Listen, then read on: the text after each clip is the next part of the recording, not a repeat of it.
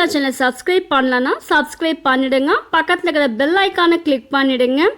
அதே same time all in click பண்ணிட்டீங்கன்னா நாங்க அப்லோட் பண்ற எல்லா வீடியோஸும் உங்களுக்கு நோட்டிஃபிகேஷனா கிடைச்சிடும். நீங்க ஒரு வீடியோ கூட மிஸ் பண்ணாம பார்க்கலாம்.